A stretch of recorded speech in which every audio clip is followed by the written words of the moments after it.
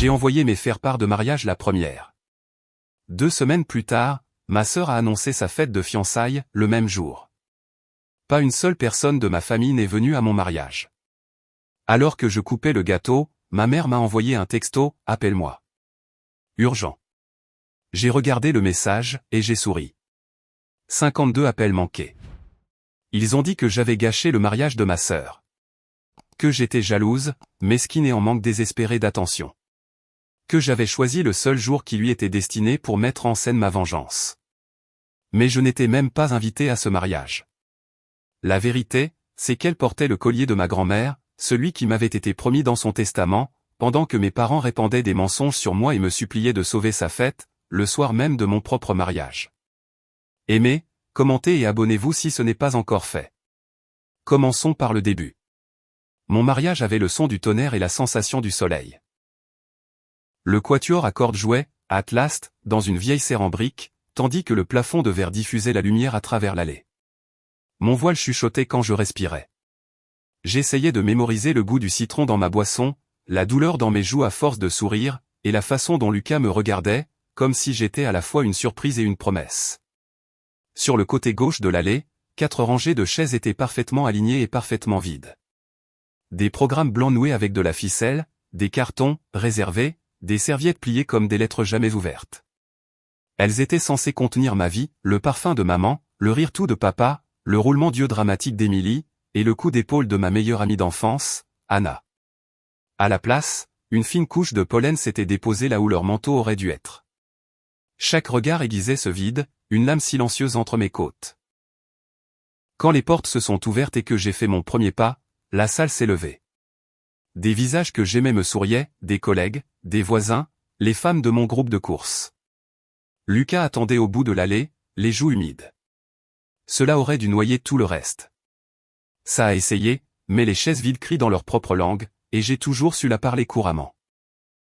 8 mois plus tôt, après avoir envoyé notre date et une photo du lieu par texto, ma sœur Émilie a annoncé ses fiançailles. 2 semaines plus tard, des invitations brillantes sont arrivées un peu partout en ville. Sa fête de fiançailles, le même jour que mon mariage. Papier doré, photo sur un toit terrasse. Quand j'ai envoyé mes propres faire-part, maman a répondu « On trouvera une solution, ma chérie », ce qui, dans le Midwest, signifie « Nous ne viendrons pas ». La réponse de papa a été un pouce levé, avec 3 jours de retard. Anna avait promis d'appeler. Elle ne l'a pas fait. L'officiant parlait d'une voix calme et douce. Lucas a serré mes doigts. Respire avec moi, a-t-il articulé. Je l'ai fait. J'ai promis l'éternité avec une voix qui n'a tremblé qu'une seule fois. Pas parce que je doutais de lui. Lucas a toujours été un refuge, mais parce que chaque vœu me tirait vers une seconde cérémonie qui se déroulait à des kilomètres de là, où les gens qui m'avaient élevé portaient un toast à quelqu'un d'autre. Quand nous nous sommes embrassés, la salle a éclaté de joie. Des pétales ont volé. Le cocktail s'est déversé dans le jardin. Ma colocataire d'université, Jess, m'a serré fort dans ses bras. J'ai ri au bon moment et j'ai relevé ma robe quand les enfants de mes amis couraient en cercle autour de mes chevilles. Mon téléphone dormait, face cachée, dans ma pochette. Nous avions convenu que cette journée nous appartenait. Pourtant, des questions se sont glissées. Ta mère viendra plus tard, a demandé tante Dottie, qui n'est pas ma tante mais qui m'a un jour préparé de la soupe, d'une voix prudente. J'ai menti avec un sourire qui ressemblait à un bleu. Ils sont coincés à cause du voyage, ai-je dit. Les yeux de Dottie ont brillé de peine pour moi, puis se sont adoucis. Elle m'a serré le bras et s'est éloignée. Au dîner, de longues tables tissaient la pièce en une courte pointe de gens qui nous avaient choisis. Le poulet piccata et le risotto au citron parfumaient l'air. Le témoin de Lucas a raconté une histoire où il essayait de réparer un broyeur dévié avec un fouet et une prière. Tout le monde a ri si fort qu'il a fallu faire une pause pour reprendre notre souffle. J'ai essayé de verser leur chaleur dans l'espace vide à côté de moi. Il ne contenait que le silence. 2 semaines avant, j'avais demandé une dernière fois à ma mère. C'est compliqué, avait-elle dit. La belle famille d'Émilie est venue d'Europe. On ne peut pas être à 2 endroits à la fois. Mon mariage n'est pas un endroit, avais-je répondu, calme, car la rage me fait passer pour une personne dramatique. C'est ma vie. Elle a soupiré, comme elle le fait quand le serveur apporte le mauvais plat. Tu comprendras quand tu auras des enfants. C'était la charnière qui se refermait enfin. Pendant les discours, le soleil s'est couché et tout est devenu couleur de miel. J'ai aperçu mon reflet dans la vitre de la serre, de la dentelle, une femme qui me ressemblait mais en plus solide. Et derrière moi, ces rangées vides, comme des dents. J'ai quand même levé mon verre. À ceux qui sont venus, ai-je dit. Si ma voix s'est brisée, seul Lucas l'a entendu. Il a embrassé mes phalanges. La salle a applaudi.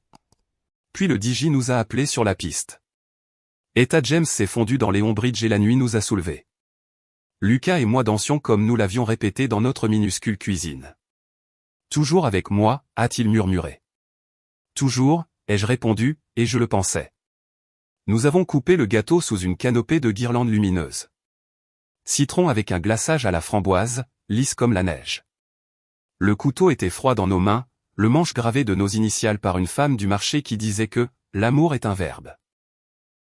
Tout le monde s'est approché, téléphone levé, visages ouverts. J'ai ri pour de vrai. Mon téléphone, abandonné toute la journée, a commencé à vibrer contre la porcelaine comme une abeille piégée.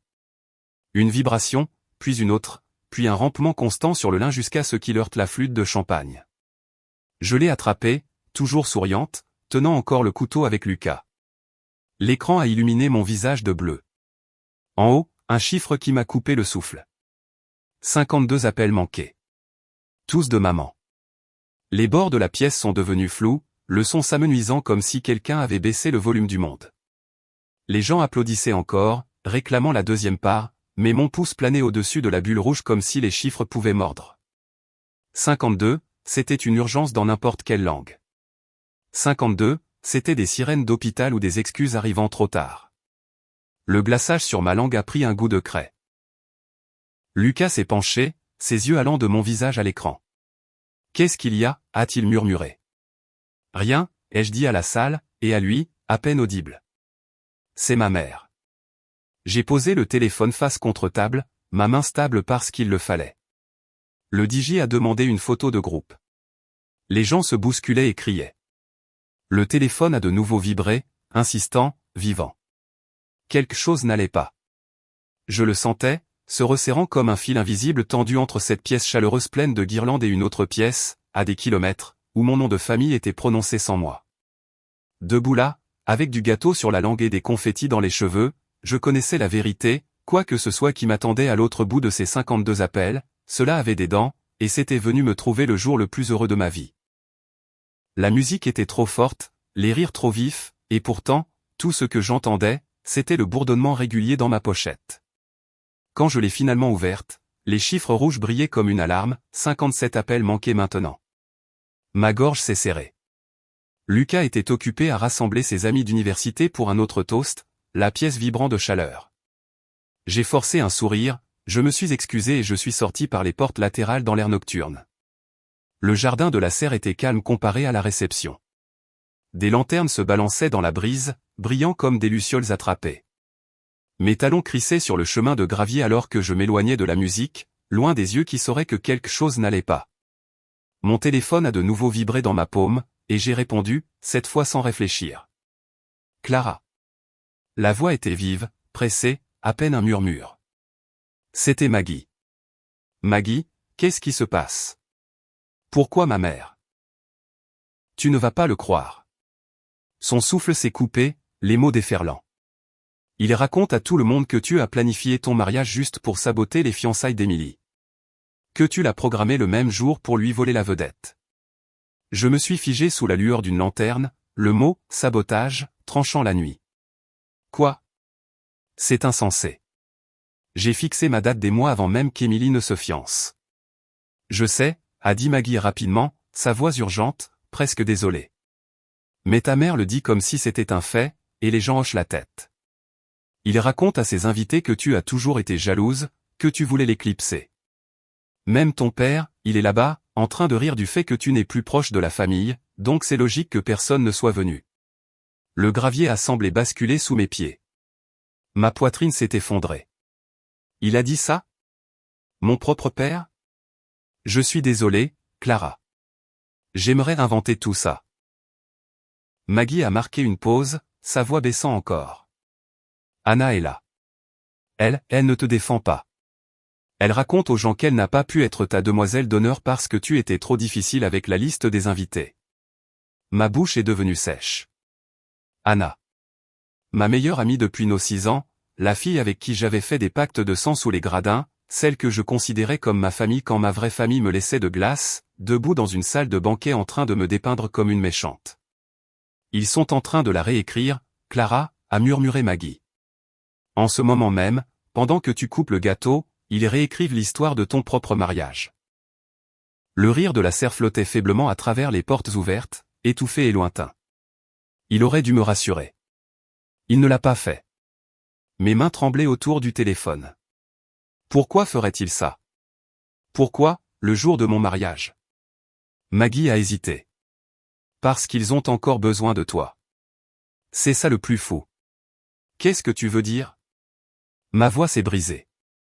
Ta mère a dit toute la soirée qu'elle devait te joindre.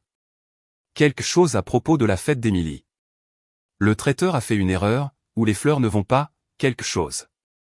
Elle n'arrête pas de dire aux gens, Clara va arranger ça. Clara arrange toujours tout.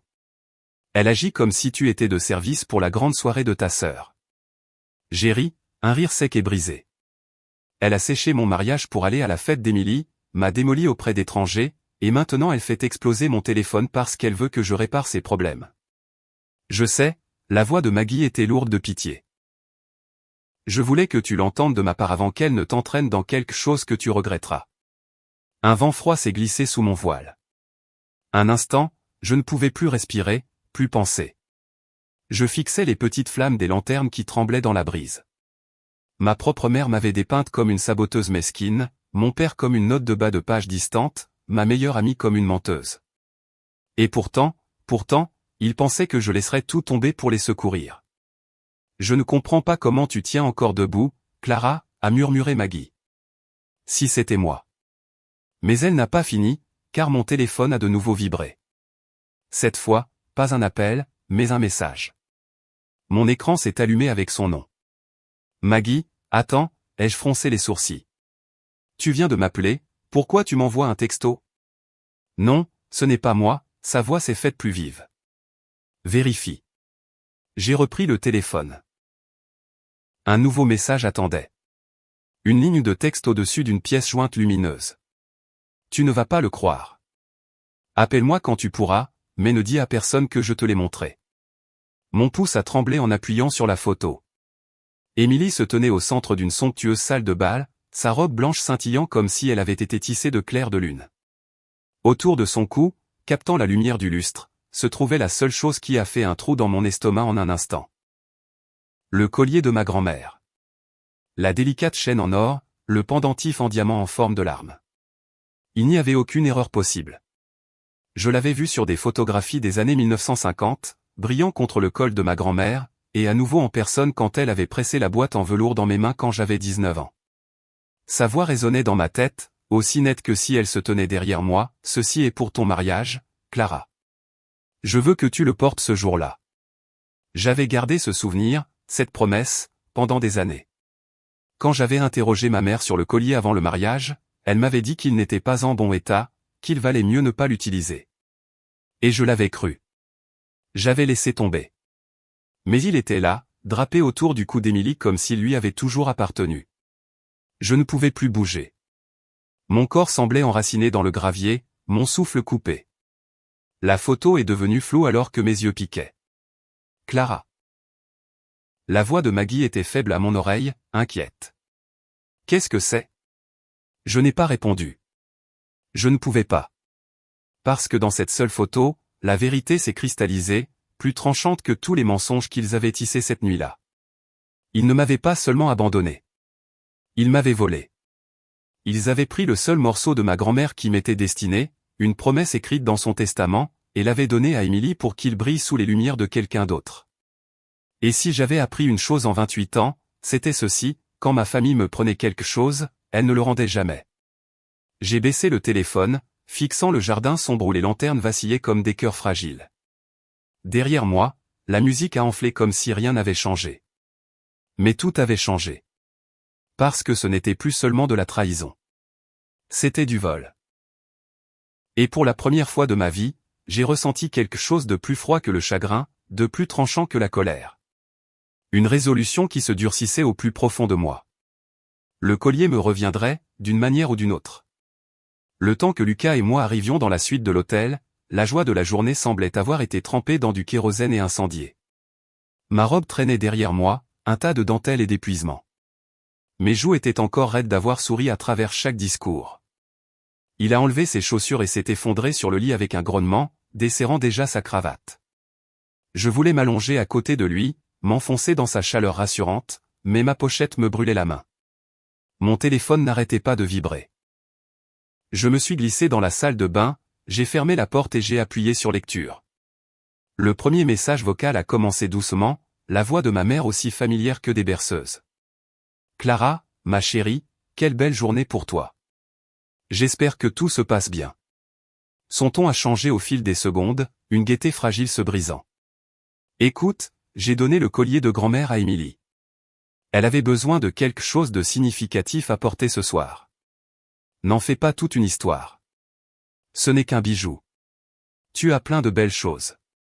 Maintenant, le traiteur d'Émilie a un problème. Le fournisseur a pris 2 réservations et nous manquons de dessert. Pourrais-tu appeler ce restaurant que tu connais, celui en ville, et jouer de tes relations? On a vraiment besoin de toi, ma chérie. Rappelle-moi dès que tu peux. Je fixais le téléphone dans ma main, la bile me montant à la gorge. Juste un bijou. C'est comme ça qu'elle appelait le collier. Juste un bijou, alors que ma grand-mère m'avait tenu la main avec des doigts fins comme des brindilles et m'avait murmuré, « Ceci est pour ton mariage, Clara. C'est à toi. » Elle m'avait souri, d'un air doux et sans défense. Tu sauras quand la bonne personne arrivera. Je veux que ceci repose contre ton cœur ce jour-là, pour que tu me sentes avec toi. Ce n'était pas un bijou. C'était un fil d'amour tendu à travers les générations, lié à mon nom. Et ma mère avait menti, dit qu'il était endommagé, et l'avait donné à ma sœur Sancillé. Mes jambes ont fléchi. Je me suis assise sur le bord de la baignoire, la dentelle de ma robe s'enroulant autour de moi comme un linceul. Un instant, tout est devenu un tunnel, le carrelage, le bourdonnement de la ventilation, la musique lointaine qui résonnait encore de la réception dans ma tête. Ma poitrine s'est serrée si fort que j'ai cru que j'allais me briser en deux. Parce que ce n'était pas seulement une question de collier. C'était à propos de chaque anniversaire où Émilie avait le plus gros gâteau, chaque matin de Noël où elle ouvrait le plus beau cadeau, chaque match de foot que je jouais pendant que mes parents séchaient pour son récital de danse. C'était à propos du « n'en fais pas tout un plat », chaque fois que je pleurais, du « sois heureuse pour ta sœur », chaque fois que je voulais quelque chose pour moi. C'était à propos des années où je m'étais convaincu qu'il ne voulait pas me faire de mal, que j'étais dramatique, égoïste, ingrate. Maintenant, la preuve brillait, froide et nette. Je n'avais jamais été la première dans leur cœur. Pas même le seul jour de ma vie qui était censé être le mien. Les larmes menaçaient, mais elles ne sont pas venues. Mon corps se sentait vidé, trop vide pour pleurer. À la place, la clarté s'est glissée en moi comme une lame. Ils n'étaient pas négligents. Ils étaient délibérés. Le message vocal de ma mère n'était pas une erreur, c'était un schéma gravé dans ma vie. Et quelque chose à l'intérieur de moi a changé. J'ai pensé à Émilie posant dans une salle de bal avec le collier de ma grand-mère captant la lumière.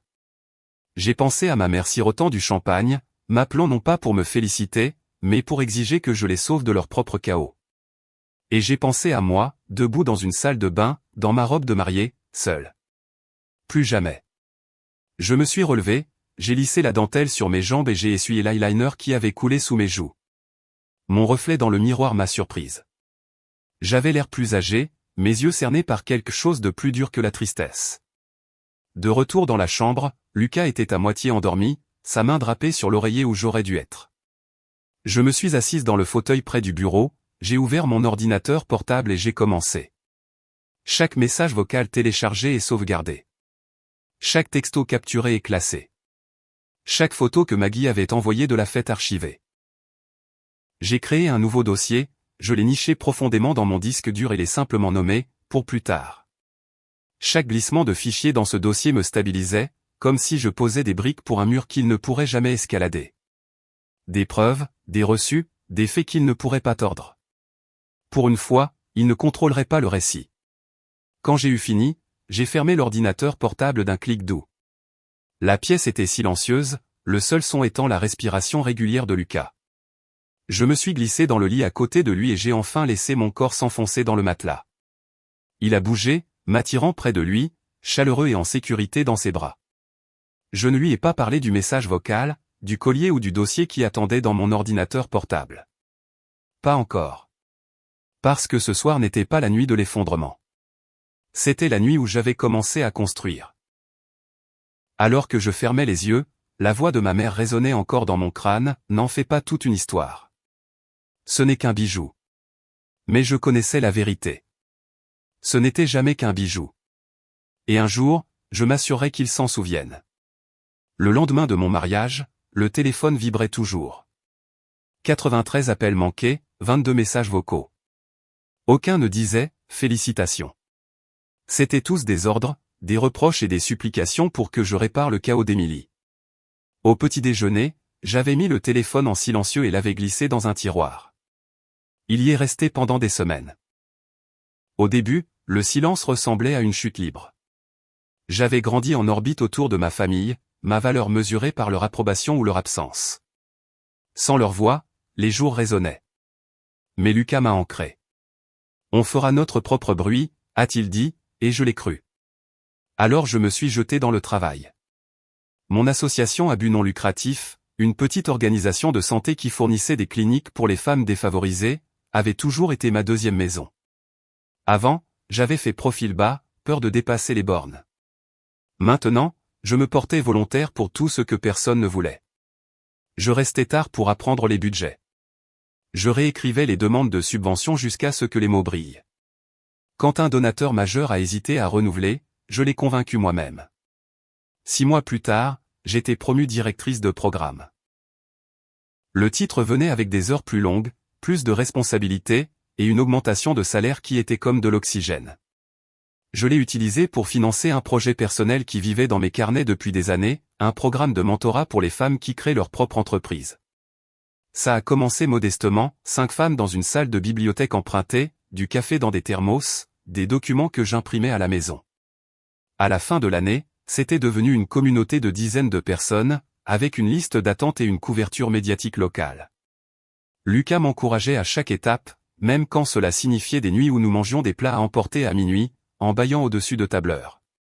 Tu construis quelque chose, disait-il, quelque chose qu'ils ne peuvent pas t'enlever.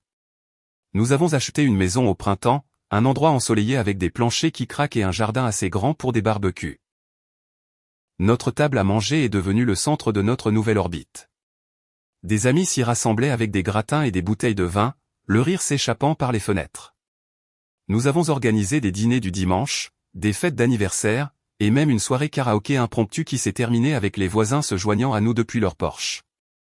Ce n'était pas la famille dans laquelle j'étais né, mais c'était la famille que j'avais choisie. Et pour la première fois, j'ai compris ce que cela signifiait vraiment. Maggie est devenue mon seul lien avec les Whitmore. Elle appelait tard le soir, sa voix prudente comme si elle craignait que quelqu'un n'écoute. L'organisatrice de mariage d'Émilie a démissionné, a-t-elle chuchoté une fois. Elle voulait des feux d'artifice à l'intérieur, Clara. À l'intérieur. Une autre fois, papa n'arrête pas de râler que tu ne viens jamais, comme si ce n'était pas lui qui avait séché ton mariage. Les nouvelles arrivaient comme des bulletins météo, des tempêtes qui se préparaient, des orages de drames dont je ne faisais plus partie. J'écoutais, parfois je riais, parfois je secouais simplement la tête. La loyauté de Maggie était une bombe silencieuse, la preuve que tout le monde ne partageait pas leur aveuglement. Et Anna, mon ancienne meilleure amie, agissait comme si de rien n'était. Tous les quelques mois, je recevais un texto, j'ai vu ça et j'ai pensé à toi. Tu me manques. Toujours léger, comme si elle ne s'était pas tenue dans une salle de bal en me décrivant comme difficile, égoïste, indigne. Je n'ai jamais répondu. Mon silence était la seule réponse qu'elle méritait. Pourtant, la douleur persistait. La nuit, quand la maison était silencieuse, je me surprenais parfois à faire défiler de vieilles photos. Vacances, anniversaires, voyages en famille. Leur sourire me fixait, des mensonges polis que j'appelais autrefois des souvenirs. Je fermais l'ordinateur portable et me glissais dans le lit à côté de Lucas, me rappelant, en avant, pas en arrière. Un soir de pluie, près d'1 an après le mariage, j'étais assise au bureau de notre bureau à domicile, en train de trier des dossiers. Je cherchais une ancienne demande de subvention quand je suis tombé sur un dossier intitulé « Grand-mère ». Mon souffle s'est coupé. J'ai cliqué. À l'intérieur se trouvaient des documents scannés que j'avais sauvegardés des années auparavant, à l'époque où je l'avais aidé à organiser les documents de sa succession. Là, dans son écriture soignée, se trouvait son testament. J'ai fait défiler jusqu'à trouver la ligne. Je lègue mon collier de mariage à ma petite-fille, Clara June Whitmore, pour être donné à la famille de son époux le jour de son mariage. C'était là. Encre noire, légale, indéniable. Mon nom, mon héritage, mon droit. La voix de ma grand-mère m'est revenue en mémoire, chaleureuse et certaine, ceci est pour ton mariage, Clara. C'est à toi. Mes mains tremblaient sur le clavier. Ce n'était plus seulement un souvenir maintenant. C'était une preuve. Je me suis penché en arrière dans ma chaise, la pluie tapotant contre la fenêtre comme un tambour. Toute l'année, je m'étais enfoui dans la construction et la guérison, en apprenant à m'épanouir sans eux. Mais voir ces mots a allumé quelque chose de profond et de féroce. Parce que le collier n'avait pas seulement été volé. Il avait été volé par écrit. Et ils n'avaient aucune idée que je détenais toujours le papier qui pouvait réduire leur mensonge en cendres. Le dossier brillait sur mon écran. Mon reflet dans la vitre était pâle, les yeux vifs. La douleur qui m'avait suivi depuis mon mariage s'est transformée en quelque chose d'autre. Quelque chose de plus dur, de plus stable. Pour la première fois, j'ai réalisé que je n'avais pas seulement des blessures. J'avais des munitions. Et un jour, j'allais les utiliser. C'était un mardi après-midi ordinaire quand le nom de Maggie a illuminé ma boîte de réception. L'objet était court, presque désinvolte. Je pensais que tu voudrais voir ça. J'ai cliqué. En pièce jointe se trouvait un PDF, et quand je l'ai ouvert, mon estomac s'est retourné. Le document était une liste d'inventaire de la succession de ma grand-mère, scannée en haute résolution. Au début, il semblait familier. La même liste que j'avais trouvée sur mon ordinateur portable 1 an plus tôt. Mon nom était là, en caractères nets, à côté du collier, à remettre à Clara June Whitmore le jour de son mariage. Mais en bas, il y avait quelque chose que je n'avais jamais vu auparavant. Une série de signatures, exécuteurs, témoins, et une en particulier qui a fait transpirer mes mains. Celle de ma mère. À côté de son nom se trouvait une note en gras, remis à Emily Whitmore pour usage temporaire le 15 juin. À restituer à la propriétaire légitime. Je l'ai lu encore et encore, comme si les mots pouvaient disparaître si je clignais des yeux trop longtemps. Usage temporaire. À restituer. Ma mère avait signé son nom sur un document qui non seulement reconnaissait que le collier m'appartenait, mais promettait qu'il reviendrait. 2 ans s'étaient écoulés. Je ne l'avais jamais revu. Une preuve. Pas seulement un souvenir, pas seulement le testament de ma grand-mère. La preuve que ma mère avait sciemment retenu ce qui était à moi. Je me suis penché en arrière dans ma chaise, le pouls martelant. Mon bureau avait la même apparence que d'habitude, des piles de rapports, la vague odeur du café de Lucas venant de la cuisine. Mais tout à l'intérieur de moi a changé. Pendant si longtemps, ils avaient raconté leur version des événements, confiant que la vérité était glissante, oubliable. Mais ceci était un filet, et ils étaient emmêlés dedans. J'ai tapé une réponse à Maggie, merci. Tu n'as pas idée de ce que cela signifie pour moi. Elle a répondu en quelques minutes, sois prudente, Clara. S'ils découvrent que je t'ai envoyé ça.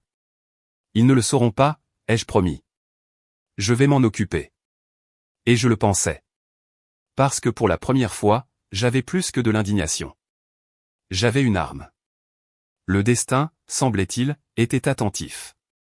La semaine suivante, j'ai assisté à un déjeuner de réseautage organisé par une fondation de santé. J'ai serré des mains, souri pour les photos, parlé de la dernière initiative de mon association. Mais à mi-chemin du dessert, une conversation a dérivé le long de la table. Le plus grand mariage de l'année, Harry une femme. Le domaine Harper, réservé pour 18 mois. Et pourtant, cette mariée l'a obtenu en moins d'1 an. Oh, je vois de qui vous parlez, a renchéri une autre. Emily Whitmore. J'ai vu le classeur. 12 pages de demande de fleurs, rien que ça. La famille veut que ce soit parfait pour la presse. Je me suis figé, la fourchette à mi-chemin de ma bouche. Emily. Ma sœur. Ma voleuse. Le domaine Harper était tristement célèbre, des jardins vallonnés, des fontaines en marbre, des lustres importés d'Italie. Plus qu'un lieu, c'était une scène. Célébrités, PDG, la haute société, tous avaient descendu son allée. Et Émilie l'avait choisi pour son mariage. Parfait pour la presse, avait-il dit. Mon esprit s'est emballé. Le grand jour d'Émilie n'était pas seulement une affaire de famille, ça allait être un spectacle. Le genre qui éclabousse les magazines sur papier glacé et les blogs de potins. Une image de perfection soigneusement organisée. Et je tenais entre mes mains la seule chose qui pouvait tout défaire. Ce soir-là, j'ai tout raconté à Lucas. Pas seulement le message vocal ou la photo, mais les documents de succession scannés que Maggie avait envoyés. Il a écouté en silence, sa main posée sur la mienne, sa mâchoire se crispant à chaque détail. Ils t'ont volé, a-t-il dit finalement. Et il se pavane avec comme si c'était à eux. Clara, ce n'est pas juste un drame familial. C'est du vol. Du vol au regard de la loi. Je sais, ma voix est sortie stable, bien que mon cœur battait la chamade. Et maintenant, je peux le prouver. Lucas m'a étudié, l'intensité tranquille dans ses yeux reflétant la mienne. Alors, qu'est-ce que tu vas faire? Je n'ai pas répondu tout de suite. La vérité se cristallisait déjà en moi, aussi nette que du verre. Pendant des années, j'avais enduré leurs mensonges, leur effacement, leur réécriture de qui j'étais. Mais le collier n'était pas seulement à moi. C'était le symbole de chaque fois qu'ils avaient choisi Émilie plutôt que moi. Et le mariage d'Émilie serait le seul endroit où ils ne pourraient pas tordre l'histoire. Pas avec la presse qui regarde. Pas avec toute la ville présente. À minuit, j'avais pris ma décision. Le lendemain matin, j'ai pris rendez-vous avec un avocat. Pas un de ces types bruyants et tapas à accent grave-l'œil que les amis de mes parents engageaient pour intimider. Non, je voulais quelqu'un de discret, méticuleux, avec une réputation de précision. Il s'appelait Vincent Gray. Poli, calme, le genre d'homme qui n'élève jamais la voix parce qu'il n'en a jamais besoin. Son bureau était une forteresse silencieuse de cuir et de verre, les étagères garnies de livres épais qui sentaient l'autorité. Il a écouté pendant que j'exposais l'histoire, sans jamais m'interrompre, griffonnant occasionnellement des notes. Quand j'ai fait glisser les documents de succession sur son bureau, ses yeux se sont aiguisés. Il les a lus une fois, puis une autre, sa bouche se resserrant en quelque chose qui ressemblait presque à de la satisfaction. Ceci, a-t-il dit finalement, tapotant la signature en bas, est plus que suffisant. Le testament vous donne la propriété légale. L'autorisation prouve que votre mère l'a reconnu et a accepté de le restituer. Si elle ne l'a pas fait, c'est une rétention illicite de biens hérités. Vous pourriez poursuivre pour dommages et intérêts, Clara. Vous gagneriez. Les mots pulsaient dans l'air. Vous gagneriez. J'ai senti ma poitrine se dilater, comme un poumon qui se remplit après des années sous l'eau. Mais Vincent n'avait pas fini. Il s'est penché en arrière, m'étudiant avec ses yeux précis et mesurés. La question est: voulez-vous gagner discrètement ou publiquement? J'ai dégluti, des images défilant dans mon esprit. Émilie debout à l'hôtel devant des journalistes, les appareils photo crépitants, son cou nu là où le collier aurait dû être. Le visage de ma mère quand elle réaliserait que les mensonges l'avaient rattrapé. Mon père, incapable de s'en tirer avec un rire. Publiquement, ai-je dit. Ma voix n'a pas vacillé. Au moment le plus crucial. Vincent a hoché la tête une fois, comme s'il s'y était attendu depuis le début. Alors, nous allons planifier avec soin. J'ai quitté son bureau avec les documents bien rangés dans mon sac et le premier vrai sentiment de pouvoir que j'ai jamais ressenti dans ma vie. Les rues de la ville semblaient différentes, le ciel plus net, l'air plus léger. Le plan avait commencé. Et pour la première fois depuis des années, je n'attendais pas que ma famille écrive mon histoire. J'écrivais la leur. Après ma rencontre avec Vincent, le monde n'a pas changé du jour au lendemain, mais moi si. Pendant près de 2 ans, j'avais laissé ma famille me dépeindre comme l'oublié, l'outsider, l'enfant difficile. Maintenant, je portais quelque chose qu'ils ne pouvaient pas toucher, un avantage. Pas seulement le testament, pas seulement le formulaire de décharge avec la signature de ma mère, mais la certitude calme que je n'avais plus à jouer selon leurs règles. Alors, j'ai construit, discrètement. Au travail, j'ai redoublé d'efforts sur mes projets. Notre association a décroché une subvention fédérale qui a étendu nos cliniques à 3 nouveaux comtés, et mon nom a commencé à apparaître dans les communiqués de presse. Les chefs d'entreprise locaux ont commencé à m'inviter à des déjeuners de réseautage et à des galas de charité. Je n'ai jamais refusé. J'ai serré des mains, échangé des cartes, retenu des noms. J'ai appris que le pouvoir n'était pas bruyant, il était cumulatif. De petits hochements de tête, de douces introductions, des visages répétés jusqu'à ce que les gens commencent à dire « Oh, Clara, bien sûr que je la connais ». À ces événements, je savais que je planais près de l'orbite de ma famille. Mes parents vivaient pour les apparences, dans les mêmes cercles de donateurs et de mondains. Je n'évitais plus ces endroits. Au lieu de cela, je les occupais avec des sourires polis, ne mentionnant jamais Émilie, ne reconnaissant jamais l'histoire, laissant simplement ma présence contredire leur récit. Et puis, il y a eu Phoebe Lane. Phoebe était une journaliste lifestyle dont la chronique avait plus de poids qu'elle n'aurait dû. Elle avait la réputation de découvrir ce qu'elle appelait « les murmures sous les chandeliers », les vérités désordonnées cachées sous des faits polis. Elle avait fait tomber plus d'une célébrité de la haute société avec sa plume. Nous nous sommes rencontrés à une vente aux enchères caritatives quand j'ai complimenté ses chaussures. Elle a ri, m'a dit qu'elles étaient une trouvaille vintage, et en moins d'une heure, nous échangions des histoires autour d'une coupe de champagne. Phoebe aimait les angles vifs, l'indice de secret. Je ne lui ai pas livré les miens d'un coup, mais je lui ai donné assez d'aperçus au grandir dans l'ombre d'une sœur enfant prodige, une famille obsédée par l'image pour qu'elle se penche plus près, intriguée. « Vous êtes doué ?» a-t-elle dit une fois, les yeux plissés. La plupart des gens me donnent tout trop vite. Vous laissez l'air planer. J'ai souri. Peut-être que j'ai eu de l'entraînement.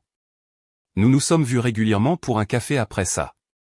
Phoebe, toujours en train de prendre des notes sur une serviette, moi, toujours prudente sur ce que je disais.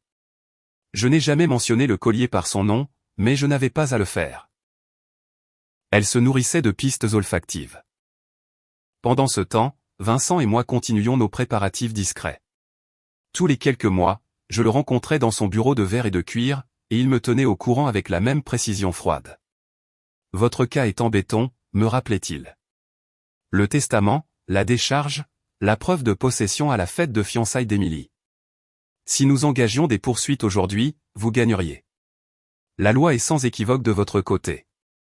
Mais je n'ai pas engagé de poursuite. Pas encore. Le timing était tout. Chaque fois que je quittais son bureau, mes pas étaient plus légers. Je portais cette connaissance comme une armure. Je n'avais plus besoin de leur validation. J'avais quelque chose de mieux, la loi, la vérité, et ma propre influence grandissante.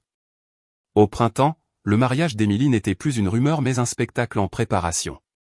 Maggie a continué ses mises à jour chuchotées, toujours tard le soir, quand elle était sûre que personne d'autre ne pouvait l'entendre. 3 organisateurs de mariages différents ont déjà démissionné, m'a-t-elle dit une fois, étouffant un rire. Émilie hurle pour chaque détail. Maman continue d'arrondir les angles, mais les gens parlent. Une autre fois, papa boude parce que tu ne passes plus. Il dit que tu as changé.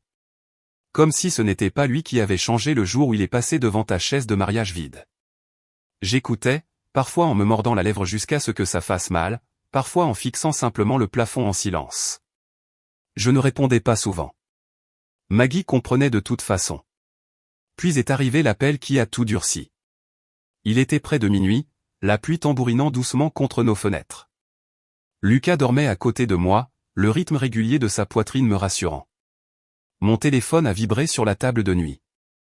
Je me suis glissé dans le couloir avant de répondre. « Mag, qu'est-ce qui ne va pas ?» Sa voix était un murmure teinté d'urgence. « Clara, je ne devrais probablement pas te dire ça, mais maman s'est encore vantée. Elle raconte à tout le monde qu'Émilie va porter le collier à son mariage. » Mon cœur a sombré, même si je m'y attendais à moitié. « Le collier ?» ai-je répété lentement, comme si le confirmer à voix haute pouvait le rendre moins réel. « Oui. Elle dit que tu ne te soucies plus des traditions familiales, que tu es passé à autre chose, donc c'est plus logique qu'Émilie le porte. Elle a même utilisé le mot désintéressé, a dit que c'était généreux de ta part de laisser tomber. » Un rire creux m'a échappé, sec dans la maison silencieuse. « Désintéressé ?» ai-je répété. « Je suis désolé, Clara », s'est empressée de dire Maggie. « Je sais à quel point il comptait pour grand-mère, à quel point il compte pour toi. Mais ils déforment tout, font comme si tu y avais renoncé volontairement. » J'ai appuyé ma paume contre le mur, la peinture fraîche me ramenant à la réalité. Des images ont défilé dans mon esprit, Émilie rayonnante sous les lustres, ma mère glissant des mensonges aux oreilles d'étrangers, mon père haussant les épaules face à la vérité. Mais sous la douleur, un courant différent a surgi. Pas le désespoir cette fois, mais la certitude. Il pensait qu'il pouvait réécrire l'histoire à nouveau. Il pensait qu'il pouvait me faire passer pour absente, généreuse, oubliée. Il n'avait aucune idée de ce qui les attendait. « Merci, Maggie », ai-je dit doucement. « Ne dis à personne d'autre qu'on a parlé. »« Clara, qu'est-ce que tu vas faire ?» Je n'ai pas répondu tout de suite. Le silence s'est étiré entre nous, rempli par le battement régulier de la pluie. Finalement, j'ai dit « Je vais m'assurer que le monde voit la vérité. » J'ai raccroché avant qu'elle ne puisse répondre, je suis retourné me coucher et je suis resté éveillé longtemps après que la respiration de Lucas se soit stabilisée à côté de moi. Parce que la décision n'était plus « si », mais « quand ». Le matin du mariage d'Émilie s'est levé, doré, le genre de lumière dont rêvent les photographes. Je le savais parce que Phoebe, toujours observatrice, avait posté une photo des portes du domaine Harper au lever du soleil, avec une légende vague et scintillante, la journée promet un spectacle. Je n'étais pas invité, bien sûr. Ma famille m'avait depuis longtemps effacé de sa liste. Mais je n'avais pas besoin d'être là pour sentir l'électricité qui courait sous la surface.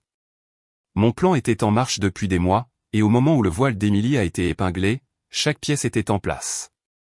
Sur mon bureau se trouvait un dossier épais de preuves. Le testament de grand-mère, la décharge avec la signature de ma mère, des photos haute résolution d'Émilie paradant avec le collier à sa fête de fiançailles. Et par-dessus tout, la lettre de Vincent, nette et formelle, adressée à 3 personnes, le propriétaire du lieu, l'organisatrice de l'événement, et Emily Whitmore. La demande était simple, légale, indéniable, le collier devait être immédiatement restitué à sa propriétaire légitime, Clara June Whitmore, ou des conséquences s'ensuivraient. Vincent avait accepté de la livrer à précisément 15h15, l'heure à laquelle Maggie m'avait dit qu'Emily avait prévu ses photos d'avant-cérémonie. Les invités commenceraient tout juste à arriver, les verres de champagne tinteraient, les appareils photo crépiteraient. La scène parfaite. À 15h12, mon téléphone a vibré. En route, a texté Vincent. À 15h17, un autre message. C'est fait. Puis le silence. Je fixais l'écran, le pouls martelant, jusqu'à ce que le nom de Maggie s'allume. Elle n'a même pas attendu que je dise bonjour. Clara, tu devrais voir ça. Tu devrais voir sa tête. Sa voix était un mélange de choc et d'incrédulité, comme si elle essayait de ne pas rire. Vincent vient d'entrer avec ses lettres, il les a remises à l'organisatrice et à maman, juste devant tout le monde. Toute la pièce est devenue silencieuse. On aurait pu entendre une mouche voler. Qu'est-ce qu'Émilie a fait? Ma voix est sortie basse, stable. Elle hurle, a chuchoté Maggie. Genre, elle hurle vraiment. Elle a jeté son bouquet contre le miroir. L'organisatrice l'a prise à part, a essayé de la calmer, mais ensuite Vincent lui a montré le formulaire de décharge avec la signature de maman et. Maggie s'est interrompue, puis a éclaté. Elle est en train d'arracher le collier maintenant. Le photographe range le matériel pour les photos de bijoux. Oh mon Dieu, la tête de maman, Clara. On dirait qu'elle a avalé une grenade. Je me suis penché en arrière dans ma chaise, fermant les yeux un instant. J'ai laissé l'image se jouer dans mon esprit, Émilie dans sa robe de soie, le mascara coulant, le collier glissant de sa gorge alors que les appareils photo étaient abaissés. La façade lisse de ma mère se fissurant sous les néons de la loge. Mon père faisant semblant de ne pas remarquer. Les textos de Maggie ont commencé à arriver en rafale. Elle crie sur maman que c'est de sa faute. L'organisatrice dit que le lieu ne prendra pas le risque, ils insistent pour que le collier quitte la propriété maintenant. Matt a essayé de la calmer, oui, ton ancien ami Matt, mais elle lui a jeté une brosse à cheveux. J'ai expiré lentement, la tension se dénouant de mes épaules. Clara, a dit doucement Maggie à mon oreille, elle pleure si fort qu'elle n'arrive pas à mettre son voile. Et les gens commencent à chuchoter. Ils se demandent pourquoi elle s'est vantée de porter le collier pendant des mois et que maintenant, soudainement, il a disparu. Certains invités pensent que maman a menti sur le fait qu'il appartenait à Émilie. Un rire creux m'a échappé. Parce qu'elle l'avait fait. D'autres notifications. Des captures d'écran de Maggie, floues mais accablantes. Émilie, le visage bouffi dans la loge, le collier absent. Un texto de groupe des demoiselles d'honneur se plaignant, elle est en pleine crise, on a déjà 1 heure de retard. Je fixais les images, la poitrine serrée mais stable. Ce n'était pas une vengeance criée à leur visage. C'était précis, chirurgical. Et ça marchait. Le soir, les ondulations avaient déjà commencé en ligne.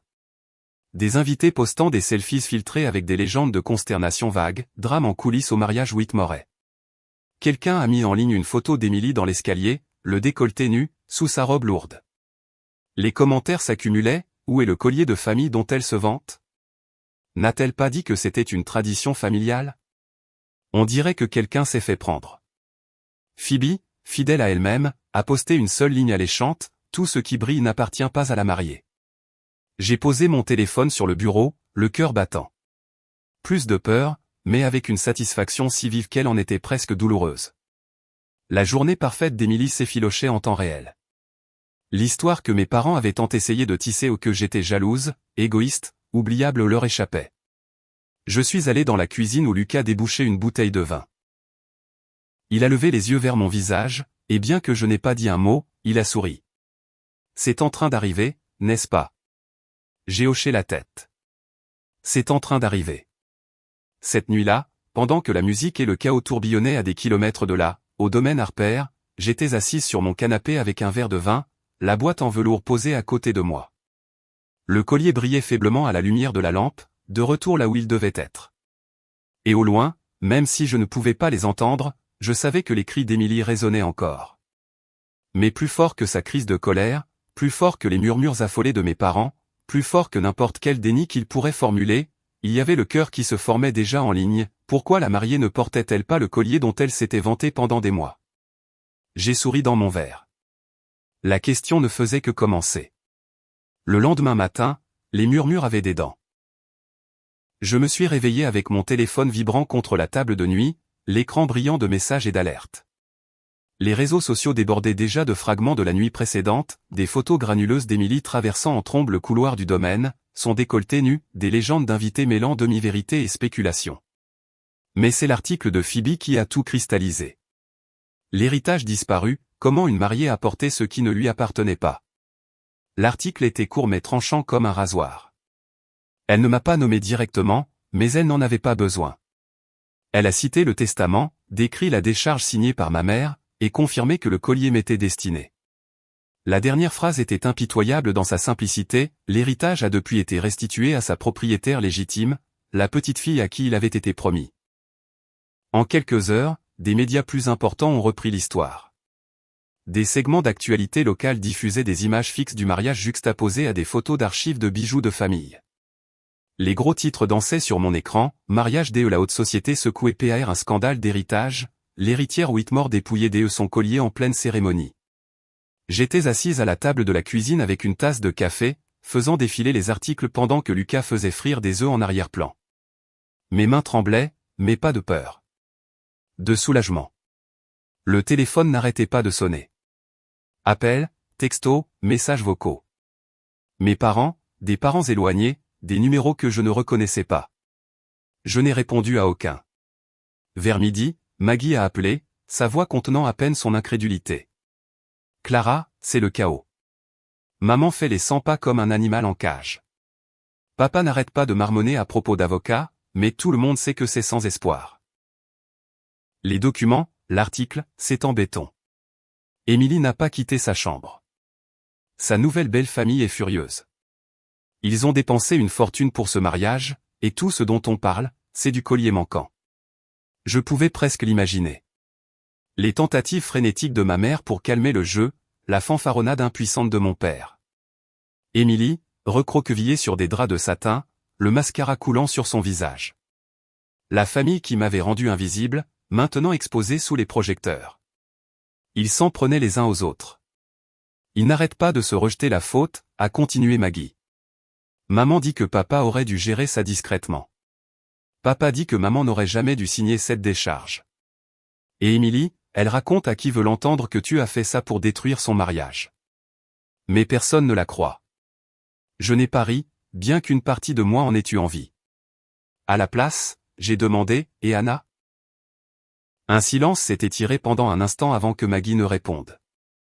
Elle s'est faite discrète. Certains de ses amis l'ont unfollowé après l'article. Les gens ne veulent pas être associés à ce gâchis. Ma poitrine s'est serrée.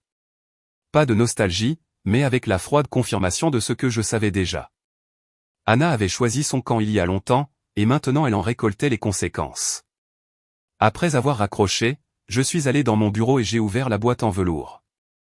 Le collier reposait sur la soie, délicat et brillant, comme s'il avait attendu tout ce temps. La voix de ma grand-mère m'est revenue, « Ceci est pour ton mariage, Clara. C'est à toi. » J'ai touché le pendentif avec des doigts tremblants. Non pas pour le porter, mais pour sentir le poids de ce qu'il représentait. Pas un bijou, pas de la vanité. La preuve que j'avais compté pour elle. Que j'avais été choisi, même quand ma famille refusait de le voir. Derrière moi, Lucas s'est appuyé contre le chambranle de la porte, s'essuyant les mains sur un torchon. « C'est fini », a-t-il dit doucement. J'ai secoué la tête. Non. Ça ne fait que commencer.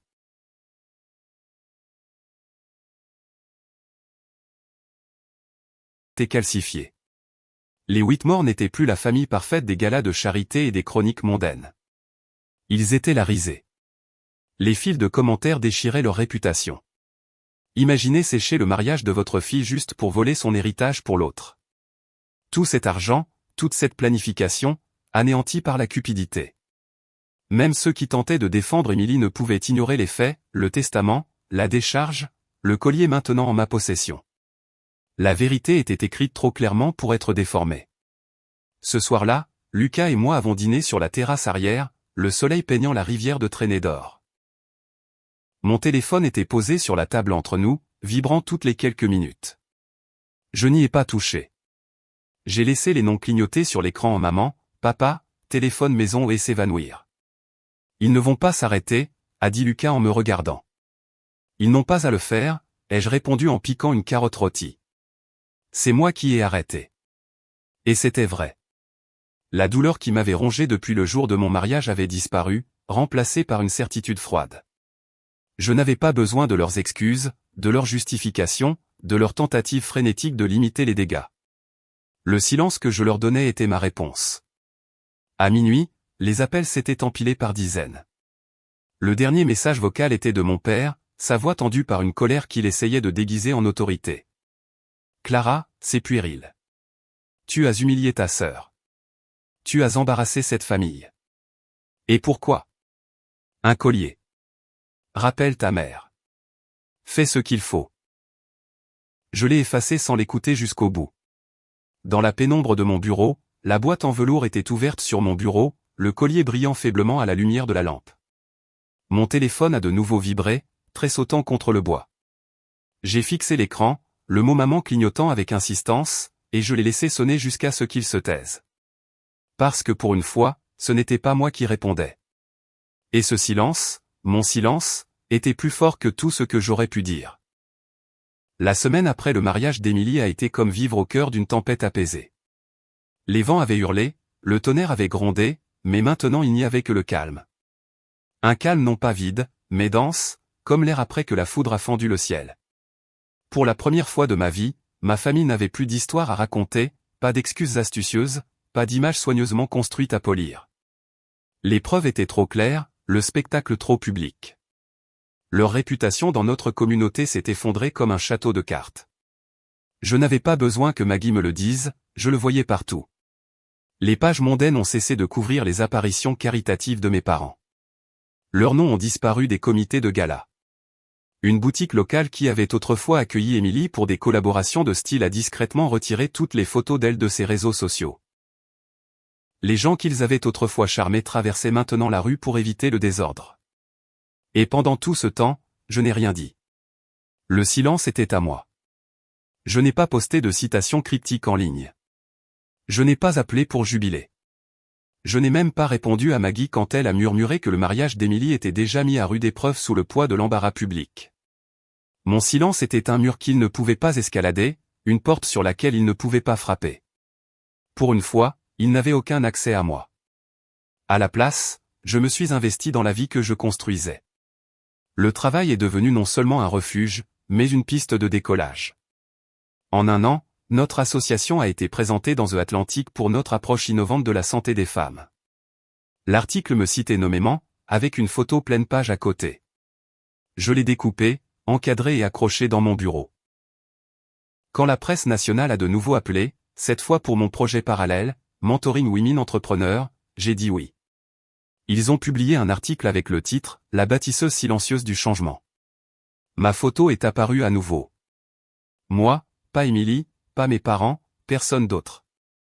Lucas me taquinait en disant qu'il ne pouvait pas suivre le rythme des invitations, panels, déjeuners, discours d'ouverture.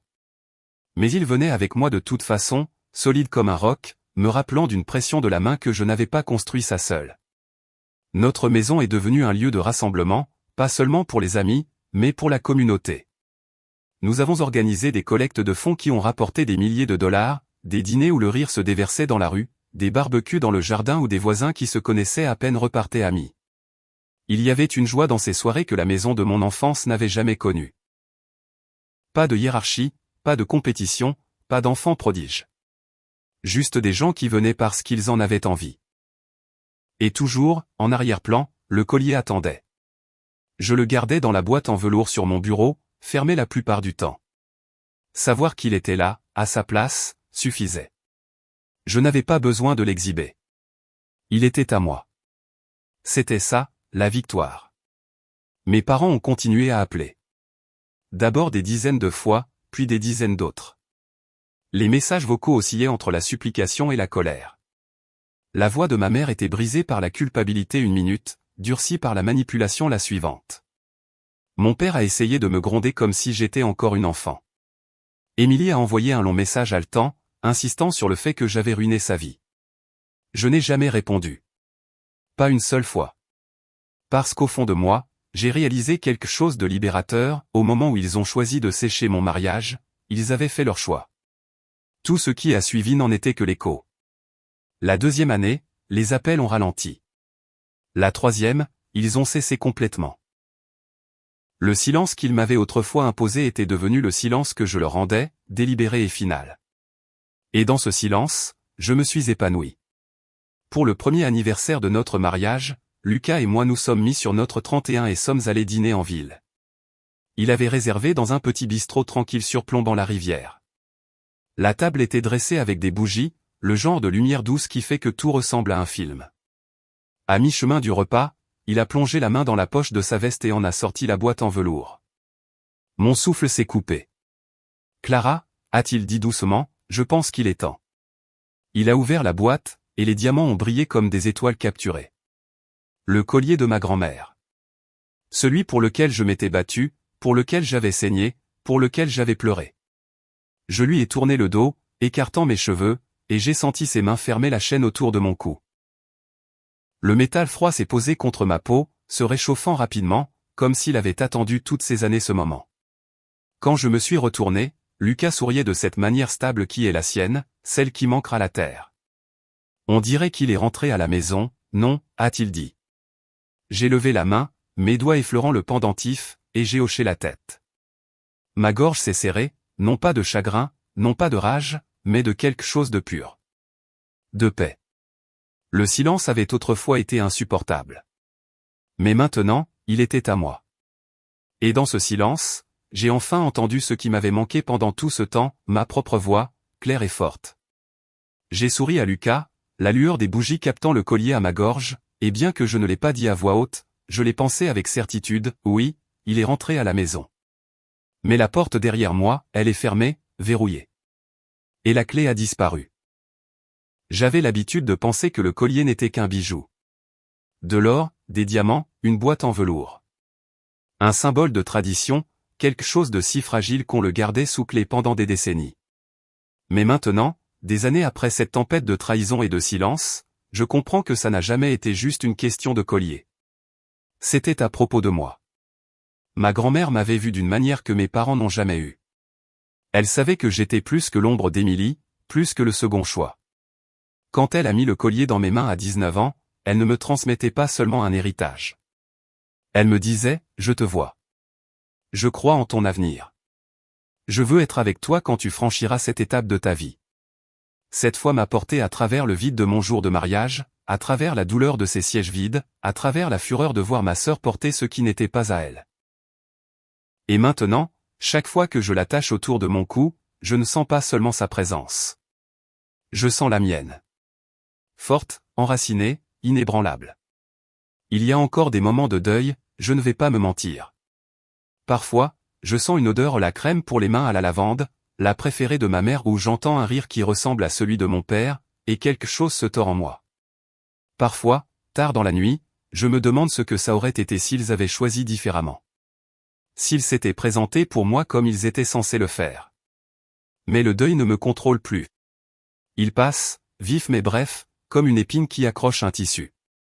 Parce que la vérité, c'est que les laisser partir m'a donné une liberté dont j'ignorais le manque. Sans leur réécriture constante de mon histoire, j'ai pu écrire la mienne. Sans leur amour conditionnel, j'ai appris à reconnaître l'inconditionnel. Les amis qui sont devenus une famille, le mari qui a été mon ancre, la communauté qui me voit pour ce que j'ai construit plutôt que pour qui je suis né. Le silence entre moi et les Whitmore dure depuis des années maintenant, ininterrompu.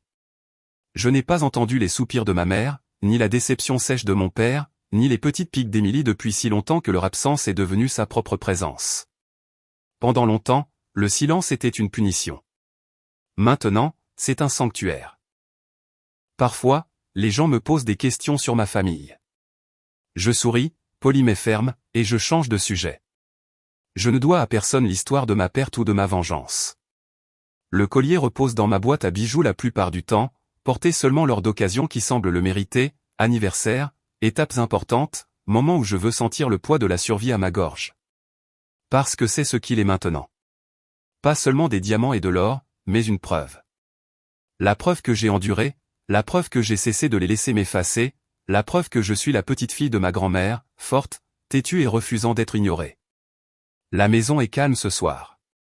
Lucas dort à l'étage, sa respiration régulière descendant le couloir.